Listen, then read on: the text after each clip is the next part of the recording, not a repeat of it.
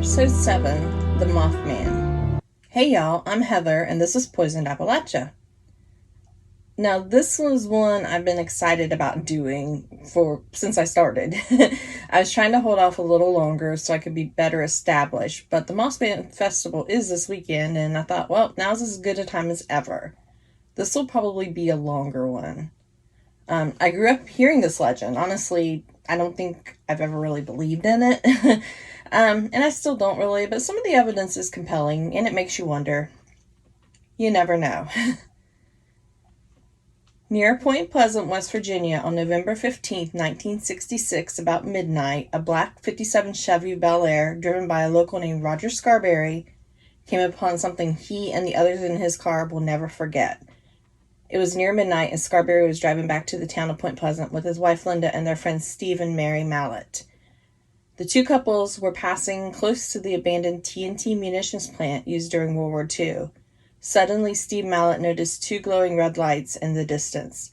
Standing by the road was a creature 7 feet in height, with wings folded on its back, and its eyes were bright red. The area they were in, known as the TNT area, is officially called the McClintic Wildlife Management Area. It's called the TNT area because during World War II, that region, more than 8,000 acres, was devoted to an ammunition manufacturing facility that employed a few thousand people at its peak. And actually, I've read something, but I only read it in one article, so I don't know if it's true or not. But they said that it was so top secret that the workers would be driven in there blindfolded and only know what they were doing and nobody else. So I don't know if that's true or not, though, because I didn't see it anywhere else. But it's pretty interesting.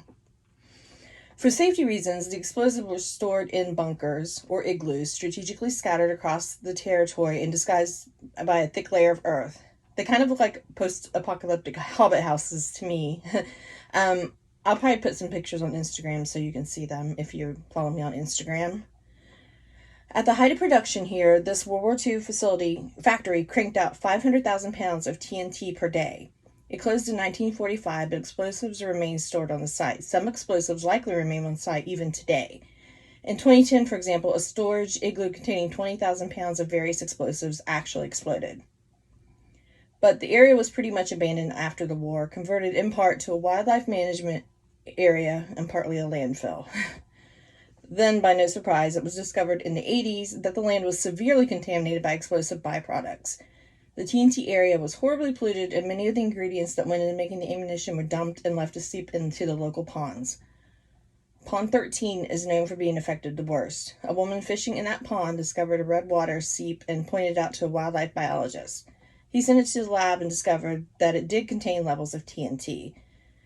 The area was then added to a federal list of hazardous waste sites eligible for cleanup. The TNT area became a Superfund site in 1983 and is still undergoing cleanup and decontamination. The Old North Power Plant building that once stood on the property was demolished in the early 1990s. It was thought to be unsafe because of the frequent trespassers and the state of the building's decay. This is where the Mothman was supposedly seen a lot, so a lot of people came there, and of course, I'm sure that they probably made it a lot worse than it was. But the Division of National Resources leased out several dozen of the concrete TNT bunkers in the McClintic Wildlife Area for business looking for unique storage, and people still use that to this day. The Mothman Festival still gives tours of the TNT area each year. And side note, I've personally heard about this area, but I've actually never been there. It's kind of right across the river from me, and they say that it's a big party area, and a lot of dark stuff goes on there. Like Satan worship and witchcraft, which they always say with a whisper. Satan worship and witchcraft. But I've never actually been out there, so I really don't know. I do know a lot of people go out there, though. The first sighting in Point Pleasant occurred on November 15, 1966, or that's the first one that was reported, but as I said, it was reported that several people had seen the big bird out that way prior to this. On November 1st, 1966, at the Armory, which is right near the TNT area, a local National Guardsman witnessed a human-like figure perched in the tree. He stated it was brown. On November 12, 1966, Kenneth Duncan of Blue Creek and 4 other men were digging a grave for his father-in-law, Homer Smith, in a cemetery near Clendenin, West Virginia. He claimed to see a man-like figure that flew out from some nearby trees and glided low over their heads. The men helping were Robert Lovejoy, William Poole and Andrew Godby of Blue Creek, West Virginia, and M.O. Gibson of Quincy, West Virginia. These other men did not see the creature before it flew away, but Kenneth said that the brown creature lifted off beyond the trees, and it was no bird, it was humanoid. It was gliding through the trees and was in sight for about a minute, said Kenneth. He was baffled. It didn't look like any kind of bird, but seemed to be a man with wings. The men only discussed the sighting with a few friends and would have been completely forgotten about if others hadn't started claiming to see a winged man. It was the November 15th, 1966 Scarberry Mountains Mothman sighting that caused Kenneth Duncan to report his encounter. Some retroactively consider this sighting to be the Mothman, which is what was now coined by the newspapers for the Scarberry Mountains story. After this night, there were quite a few sightings, and the area had created almost a hysteria about it. They wouldn't let kids out at recess, and people would avoid going out at night. During 1966 to 67, there were a lot of reports of UFOs in the area. As soon as people started reporting the Mothman sightings and UFO sightings, another strange thing appeared in Point Pleasant: the Men in Black. Here come the Men in Black. I mentioned them briefly in the Flatwoods Monster episode, but they were seen by many people in Point Pleasant. The Men in Black were very intimidating. No one knew if they were government agents or aliens or what they were. They would go to local residents' houses telling people not to discuss it. They even spoke to newspaper reporter Mary Heyer, who had been reporting on everything. The Men in Black were in the area during all the sightings. There were other sightings of the Mothman throughout the time. There were actually over 100 sightings from November 15th, 1966 to December 1967. It's one of those things where everyone saw the Mothman, but nobody wants to come forward about it, so there are very few written accounts of the sightings. The Men in Black were described as having pale faces and black suits with black fedoras. Some were reported as having dark features, an Eastern European look. They said they had expressionless faces and strange eyes, sometimes covered by dark glasses. Their movements also appeared to be inhuman in nature. Mary Heyer said that they never blinked when they were in her presence. Some Men in Black were even reported to dress in Air Force and military uniforms, but always with something just a bit wrong, such as an insignia, being in the wrong place, wearing the wrong shoes, or driving a car that's not standard for a military officer. They usually traveled in groups of 2 or 3 and had a knack for knowing things about the witnesses that they taunted, things that only the witnesses knew. There were even reports of them being masters of illusion by way of being able to make themselves appear in the distance without a trace, appear and disappear without a trace. Some have reported them carrying sophisticated gadgets, and one woman claimed that the Men in Black erased part of her memory. Mothman witness Linda Scarberry said in an interview the Men in Black wore black suits, black hats, and sunglasses. They drove black cars, Cadillacs, I think. They looked like human beings, but their skin was somewhat transparent. You could see the veins in their hands very clearly.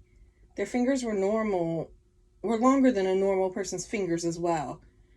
Daddy shook hands with them, and they were awkward in shaking hands. They seemed to not know what to do or how to shake hands. She said one of the cars would follow us around. There were 3 men in the car.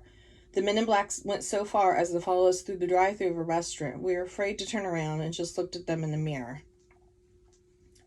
A man and a woman carrying a camera visited Mothman witness Stephen Mary Mallet, wanting to take a picture of them. The Mallets took down the license plate of the Volkswagen, but the police said the number was non-existent. One of the few sightings that were documented about the Mothman was seen by Faye Leaport and her brother, and when they went to the TNT area because they'd heard of it at school. She said they were about 2 blocks away or so from the area when something large jumped on their hood and stood and stared at them. She said they were frozen in time for an unknown bit of time. She said it left and they headed towards the sheriff's department to report what they saw. They went back the next day and the TNT area was closed off. The military had it closed off and the Men in Black were there too. The only other sightings I could find about Mothman sightings were reported in the Gettysburg Times. They reported 8 additional sightings in a short span of 3 days after the first claims. This included 2 volunteer firefighters who said they saw a very large bird with red eyes. Newell Partridge, a resident of Salem, West Virginia, claimed that he saw strange patterns appearing on his television one night, and then that was followed by a mysterious sound just outside of his home. Shining a flashlight towards the direction of the noise, Partridge supposedly witnessed two red eyes resembling bicycle reflectors looking back at him. Strangely enough, a week or two prior to all this, there's a strange account that John Keel believed to be connected to this too. Woodrow Derenberger, who lived in Mineral Wells, West Virginia, had a very strange experience. On Wednesday, November 22nd, 1966, about 7:30 p.m., he was returning from Marietta, Ohio, to his home. He claimed he saw a metallic, flying, cigar-shaped craft. The ship traveled right by his truck and blocked the roadway ahead and gradually made him slow down to a stop on the side of the road. Woodrow also described the vehicle as resembling a kerosene lamp chimney. The aircraft was hovering about 12 inches off the road. A door opened on the craft and a being exited the ship, and the door shuts with a loud thunk behind him. Later, the vehicle climbed about 50 feet in the air above the highway. The being walked right up to Derenberger's truck window. He described the being as looking like an ordinary man off the street, but 6 feet tall, about 35 years in age, with olive complexion, dark brown hair, and wearing a glossy, metallic, dark blue coat. The man spoke to Woodrow telepathically. His mouth did not move. Instead, he had a fixed smile on his face. The man looked in through the truck's window and said, without saying, something along the lines of, "Roll down your window, I want to talk to you." During their communication, the man had called himself Indrid Cold. He told Woodrow that he meant him no harm. Derenberger said, I was very frightened of him, and as far as I could understand, this was all mental. There were not spoken words from him. I knew that he was asking me, but he stood there and his mouth did not move. He had a smile on his face. He appeared very courteous and friendly. Indrid Cold and Mr. Derenberger's conversation lasted about 10 minutes. Cold told him, "We eat, we breathe, we sleep, we even bleed as you do." Before returning to his flying craft, he said, "We will see you again." Derenberger later reported this event to the police. Woodrow's story gained traction in the media, gaining news coverage and attention after the Parkersburg police were convinced of his story. A representative of the Air Force even contacted him soon after his accounts were documented. On November 3rd, 1966, during the media storm, he went on live TV in Parkersburg, where he was interviewed by the state police, the Wood County Airport, and the city police, and representatives from the Dayton Ohio Air Force Base. After the interview aired, an older man claimed that he too saw a figure matching the description of Indrid Cold on Route 77, trying to flag him down, but he was afraid to stop. Derenberger's conversation with Cold could be corroborated. Other people claimed to see lights and fluttering vehicles at the same time and the same instant on the road. There were several witnesses that reported seeing Woodrow stopped on the highway talking to this man and even saw the flying craft parked on the side of the road. Reports poured in of strange lights in the sky and beings, all at the same time at the same place on the highway I-77 during the night of November 2nd, 1966. It was big news in the area for almost 3 weeks. The Parkersburg News chronicled Derenberger's story and a number of forthcoming witnesses, many of whom asked to remain anonymous or have their names withheld. Over the course of the month that followed, Derenberger claimed that he was visited by Indrid Cold many times, and that he even took him on his spaceship to his planet.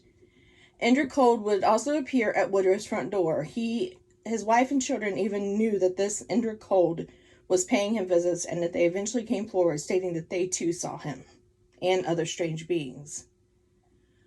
Woodrow's wife was terrified and stated that these beings were much like us, traveled in everyday cars, dressed in everyday clothes, but were not human in origin. There was even one time where Mr. Derenberger disappeared for 6 months and said he was with Indrid Cold. This is what members of his family actually believed.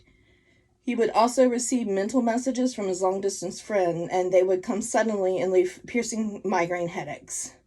His residents would also receive strange phone calls. Sometimes there were threats to stop talking about his experience. Other times there were odd beeps and electronic hums. Sometimes it was just silence. The family changed their number to an unlisted one, but somehow the calls continued.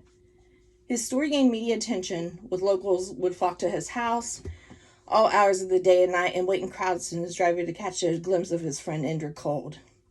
Some locals claim to actually have seen spaceships land there. And on one occasion, Two men armed with loaded rifles were heading towards the Derenberger's property. They observed a black Volkswagen enter his yard. A peculiar man dressed in all black suit with tan skin exited and talked with Woodrow before leaving. The hunters were disappointed. They'd waited even longer, wanting to see something truly terrifying. But maybe they already had. Woodrow hadn't heard of the men in black, but after his visit, he was extremely frightened by them. Derenberger eventually decided to seek medical attention and the opinion of a Parkersburg psychiatrist. He not only left with a clean bill of health and absolutely no evidence of chemical imbalance or disruption, but the very doctor endures a reaction soon after their meeting. He's also contacted by Ingrid Cold. He doesn't reach out by phone, but telepathically. So was Indra Cold connected to any of the Mothman, or did he just happen to appear around the same time? No one really knows, but John Keel thought that there was connection. And since he's kind of the expert on the Mothman phenomenon, maybe he's right. There's not a lot, but there's some about Indra Cold in the Mothman movie even, so I don't know. It's hard to tell really, but it's just kind of strange it all happened at the same time. Also, the same date as the Derenbergers experience on 11/2/66, a lady in Gallipolis, Ohio, which is where I live, whoop whoop, right across the river from Point Pleasant, a woman states that there was a bright flash in the sky above her. She saw a very large cylinder-shaped object land in the parking lot, and two men emerged in business suits. These men started to ask her questions, and they had a strange dialect or accent with their speech. There were also several UFO sightings at the time, even near the TNT area. Were they all connected? Or was it just different things happening? No one knows for sure, but it would make sense if these sightings were all real, that they would all be somehow connected. The Mothman wasn't really seen much for several months until around November of 1967. He started being seen a lot then. It escalated up until around December 15, 1967. On December 15, 1967, the Silver Bridge collapsed amid heavy rush hour traffic, resulting in the deaths of 46 people, 2 of whom were never found. Investigation of the wreckage soon pointed to the failure of a single eye bar in one of the suspension chains as a primary cause, a finding noted in a preliminary report released within 10 months of the collapse. However, to explain why the eye bar failed, a failure triggered by a flaw just 1.1 inches deep, which led to a fracture, required significantly more time and effort to uncover. With the final accident report taking 3 years to complete, the collapse had led to significant changes in the way bridges in the U.S. are expected and maintained today. The Silver Bridge was built in 1928, connected Point Pleasant, West Virginia, and Gallipolis, Ohio. On December 15, 1967, it crumbled to the Ohio River during rush hour, killing the 46 people without warning. And it was one of the worst disasters in American history. But some people claim that they saw the Mothman on top of the bridge. Some people claim they saw him around it. I don't know. Right after that, kind of the Mothman sightings had stopped, but they're not really sure what happened. Investigators blamed the poor design of the bridge structure and excessive loads for the collapse. It was determined that the entire bridge fell apart because of that one link. And in the future, I plan on doing a whole episode just about the bridge. So I'll be going in a lot more detail about that later. As I said, Mothman sightings came to a stop after the Silver Bridge collapse, leading to the theory that the Mothman and the bridge disaster were directly related. The theory was heightened in 1975 by the book The Mothman Prophecies by John Keel. Keel researched the Mothman phenomenon during the months prior to the disaster and believed supernatural forces were at work in the area of Point Pleasant. Weeks leading up to the collapse, the Mothman was frequently seen. Also, many people had premonitions of the bridge collapse, nightmares and visions, some attributed to the Mothman's presence, some to the UFO activity. On November 19, 1967, Mary Heyer told Keel, "I had a terrible nightmare. There were a lot of people drowning in the river, and Christmas packages were floating everywhere in the water. It's like something awful was going to happen." When Keel returned to Point Pleasant around Thanksgiving 1967, people in the area were having dreams and nightmares about a coming disaster. Virginia Thomas had told him about people dying in the water of the nearby Ohio River. A couple of sightings of the Mothman were said to have occurred near the bridge before the incident. Rumors eventually spread that the bridge collapse was connected to the Mothman in some way and that he could have been warning them or a dark premonition. This was the beginning of the Mothman being associated as an omen of doom. Mothman eventually began reporting being seen all over the world before tragedy struck, and the creature went from small-town folklore to global monster icon. Did the Mothman have anything to do with the bridge collapse, or was he just there to warn people? No one knows.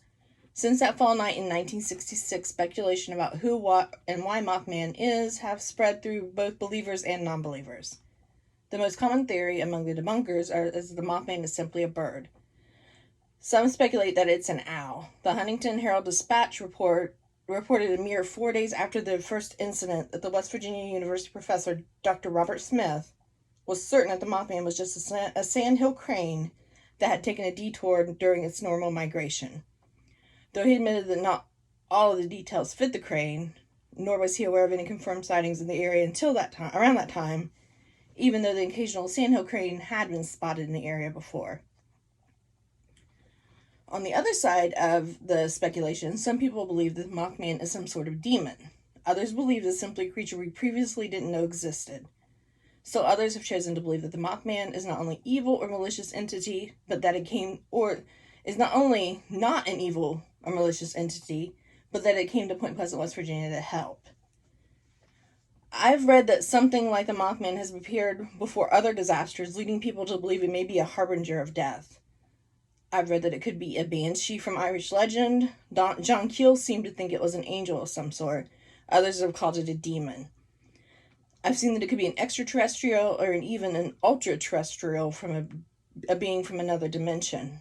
Another theory is a callback to my first episode. Was the Mothman sent by Chief Cornstalk to carry out his curse? I've read that he could be a thunderbird, which would definitely fit in with the curse of Chief Cornstalk. The thunderbird was a symbol of strength and also an omen of war, so maybe Chief Cornstalk was finally calling on his curse in the area. Or was the Mothman just a bird that had mutated by the chemicals of TNT? No one really knows. Do you think it was real?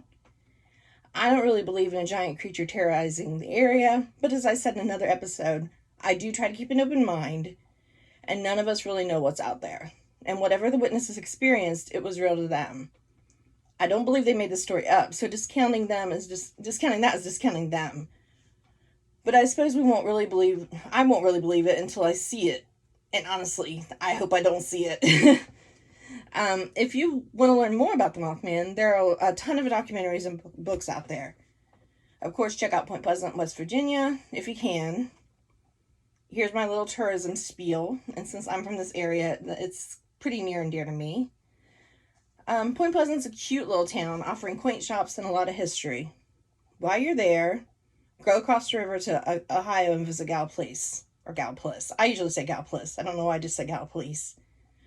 But a lot of people call it Gallipolis.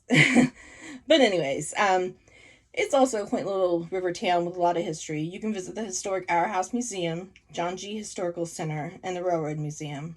And about 20 miles out Route 35, you'll encounter Rio Grande, Ohio. Yes, Rio Grande is what they call it. And that's where Bob Evans started his restaurant business.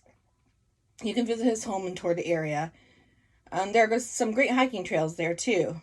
But let me go back to Mason and Point Pleasant, in Mason County, I mean. So the third weekend in September, every year is a Mothman Festival. It's the biggest festival in West Virginia, and it's pretty fun. Of course, lots of vendor booths and festival food, but they have speakers there and entertainment. They even have a 5K. Also, they have bus tours to the TNT area where it all started. You can take like hay rides out there too. It's crowded, so I would definitely suggest getting there early. As of this recording, it's this weekend, September 21st and September 22nd of 2024. Also, if you're in the area this weekend, in Jackson County, Ohio, which is just about 30 minutes away, they're having their annual Apple Festival. Make it a festival weekend and check out both.